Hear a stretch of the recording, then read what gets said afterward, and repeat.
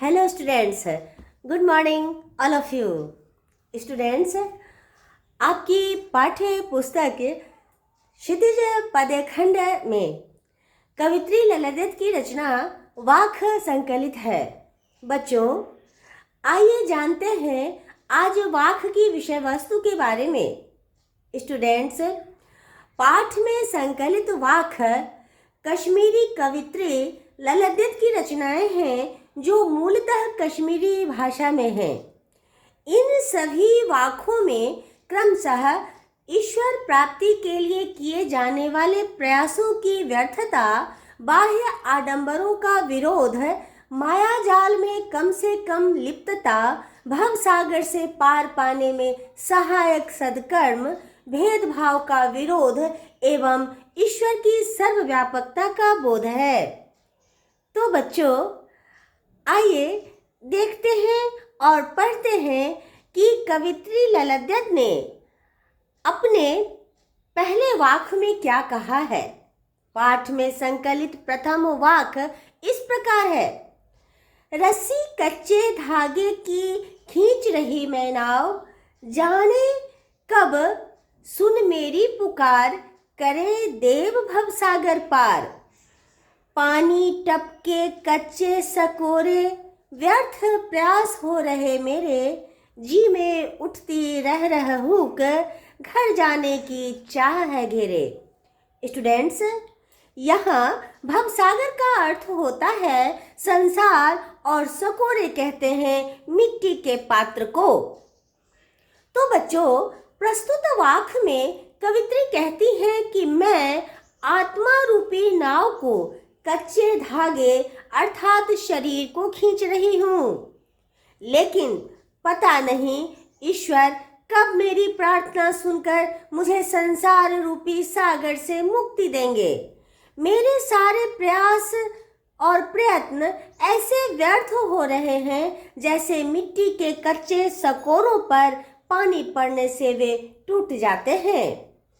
कवित्री पुनः कहती है कि उनके मन में रह कर एक दर्द उठता है और वे इस नश्वर संसार को छोड़कर प्रभु के पास जाने की इच्छा करती हैं ताकि वे इस भवसागर से दूर हो सके, भवसागर के कष्टों को पार कर सके और प्रभु के दर्शन कर पाए।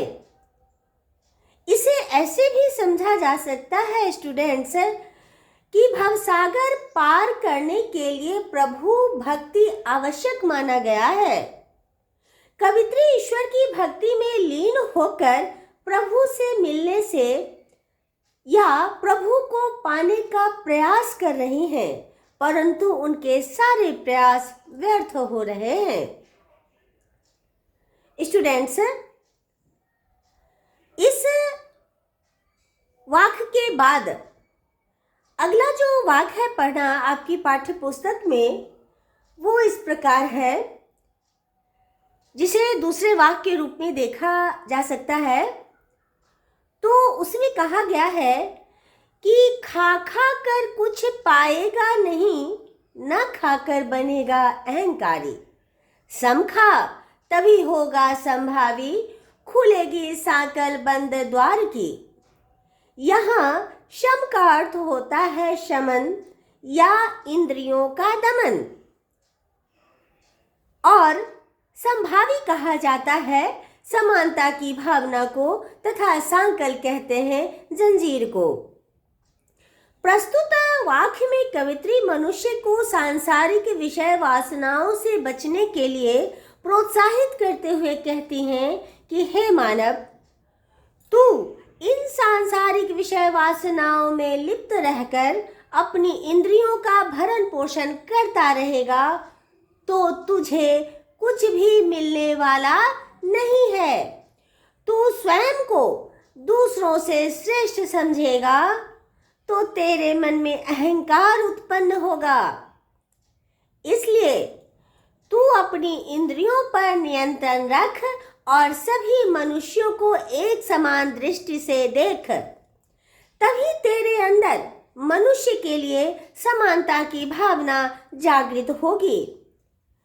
भेदभाव भावना ना रहने पर ही बंद द्वार की सांकल खुलेगी, अर्थात ईश्वर से मिलने का मार्ग खुलेगा और प्रभु के दर्शन होंगे।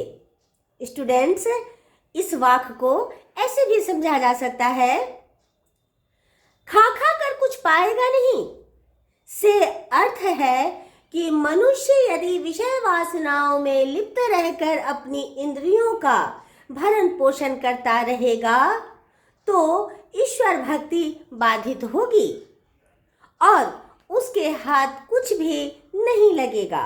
बच्चों, जाति धर्म की भावना से ऊपर उठकर इन बंधनों को तोड़ने से मनुष्य में समानता की भावना जागृत होती है और मनुष्य संभावी बनता है।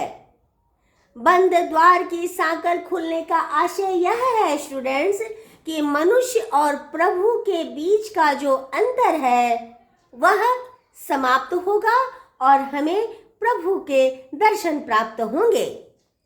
तो स्टूडेंट्स, आज तक जो मैंने आपको पढ़ाया, आज जो आपने पढ़ा वाक्य के 2 वाक्य पढ़े आपने, तो मैं पुनः मिलती हूँ अगली कक्षा में आपसे।